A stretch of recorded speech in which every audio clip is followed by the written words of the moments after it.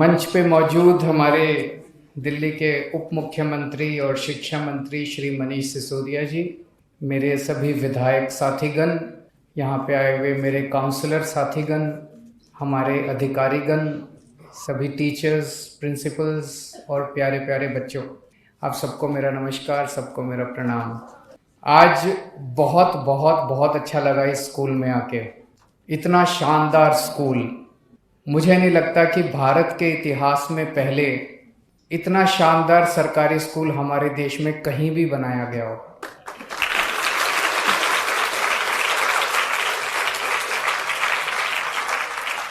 शायद 75 साल में पहली बार सरकारी स्कूल इतना शानदार बनाया गया है।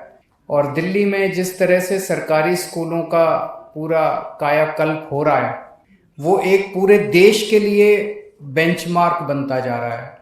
जहां पूरे देश में धीरे धीरे हवा ये बहने लगी थी कि सरकारी स्कूल तो सरकार चला नहीं सकती, सरकारी स्कूल तो बेकार हैं, सरकारी स्कूल तो प्राइवेट को दे देने चाहिए। दिल्ली में जब हमारी सरकार बनी तब भी ऐसी बातें होती थी। वो पूरी हवा अब उल्टी बहने लगी है कि सरकारी स्कूल प्राइवेट से ज़्यादा अच्छे हैं। ये अपना स्कूल ऑफ स्पेशलाइज्ड एक्सीलेंस है। ये एक नया कॉन्सेप्ट दिल्ली में शुरू किया गया है कि स्पेशल एजुकेशन टॉपिक्स पे हर बच्चे के अंदर भगवान ने कुछ ना कुछ कला देके भेजी है। भगवान ने कुछ ना कुछ हर बच्चे को स्पेशल बनाया है। कोई मैथ्स में अच्छा होता है, कोई केमिस्ट्री में अच्छा होता है, कोई खेलने में अच्छा होता है, कोई किसी चीज़ में अच्छा होता है। सो अलग अलग बच्चों की प्रतिभा को उभारने के लिए अलग अलग स्पेशलाइज्ड स्कूल्स बनाए जा रहे हैं सब्जेक्ट्स के ऊपर।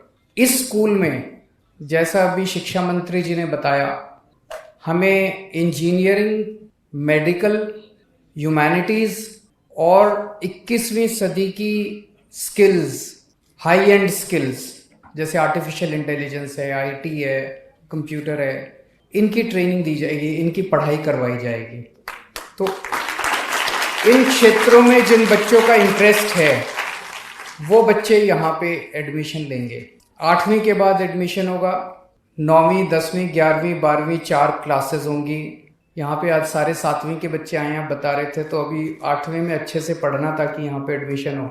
यहाँ एडमिशन होना बड़ा मुश्किल है। मैं अभी शिक्षा मंत्री जी से बात कर रहा था, पूरे दिल्ली में इस तरह के हमारे 30 से ज़्यादा स्कूल हैं स्पेशलाइज्ड एक्सीलेंस के।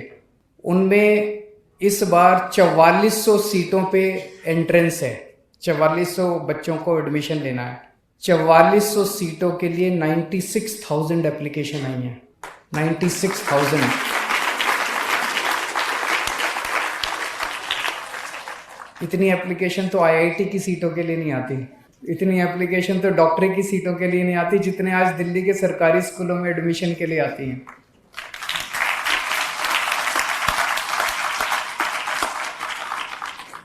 एक जमाना ऐसा था जब सरकारी स्कूलों में कोई एडमिशन नहीं लेना चाहता था।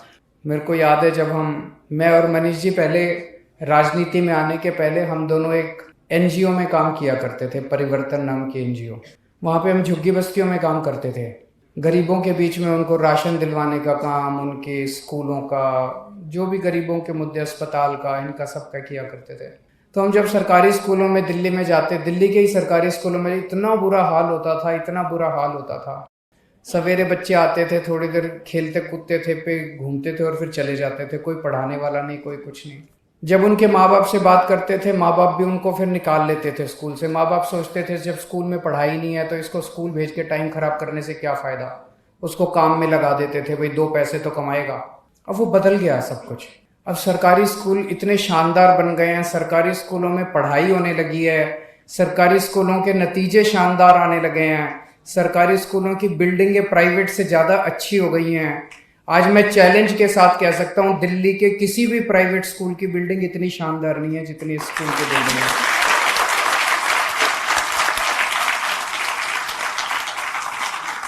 तो जो पहले एक माहौल था कि माँ बाप अपने बच्चों को सरकारी स्कूल में भेजना ही नहीं चाहते थे, 2 पैसे अगर किसी के पास बच गए तो वो सोचता था मैं बगल के किसी छोटे मोटे प्राइवेट स्कूल में एडमिशन दिला दूं। लेकिन अब ऐसा नहीं है।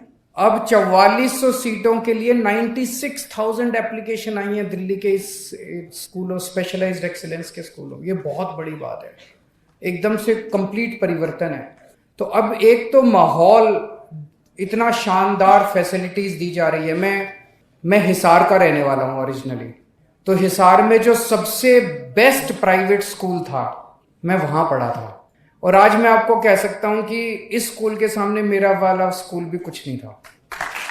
इतनी शानदार एजुकेशन आप लोगों को मिल रही है।